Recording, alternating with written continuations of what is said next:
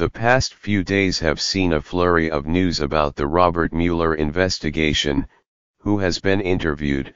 Attorney General Jeff Sessions, whom Mueller plans to interview shortly, Donald Trump, and the seeming focus of Mueller's inquiry, obstruction of justice.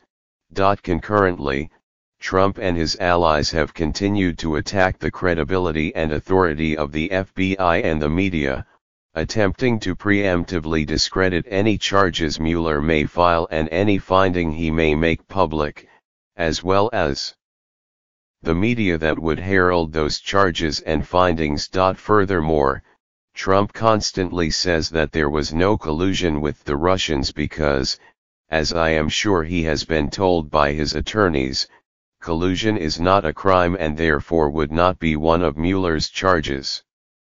And the Republican-led inquiries in the House and Senate would move heaven and earth to prevent an affirmation of collusion from being included in a final report. This will encourage the Trump team to more forcefully make this argument.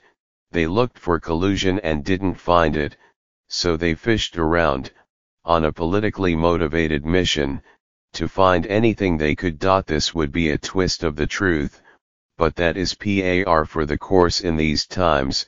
With this administration. It is clear from what we already know that there was an appetite in the Trump camp to accept whatever help they could get from the Russians. It is clear that there were a disturbing number of undisclosed meetings with Russians. It is clear that there are some incredibly curious coincidences of timing between activities by the Russians and activities by the campaign. We know that Trump has always hated the FBI investigation into Russian activities in the election. We know that people in the Trump campaign lied to the FBI. We know that Trump himself said that the Russia investigation was on his mind when he fired the FBI Director James Comey. We know that he is furious at Sessions for recusing himself from the matter, thereby paving the way for the appointment of Mueller.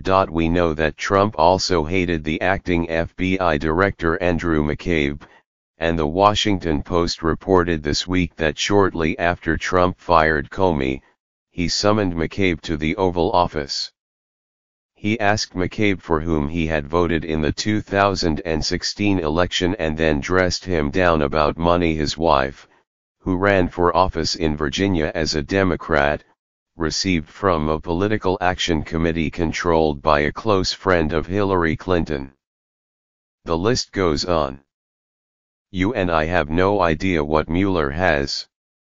Trump may have a better idea, but even he doesn't know the totality of the cards Mueller is likely to play. All that said, it is still not clear to me how any of this will shake out. Regardless of how it does, it is important to keep two things separate. The first is outrage. Our election was attacked by a foreign power and Trump did not defend our nation or even fully acknowledge the attack, because it benefited him and he feared that acknowledgement would besmirch his brand. The second is Trump's complete unfitness for office based on his character and his unrelenting assault on morality, ethics, truth, norms, and decorum. The first issue is about the sovereignty of a nation, but the second is about the soul of a nation. It is the damaged soul that worries me most. For instance, we have recently become aware of allegations that Trump had an affair with a porn star named Stormy Daniels soon after his third wife gave birth to his fifth child, no less, and that he paid her $130,000 in hush money shortly before the election so that the dalliance would not be disclosed. As any regular reader of this column knows, I am no prude when it comes to sexual liberty, and I am not one who relishes exploring the details of marital indiscretion.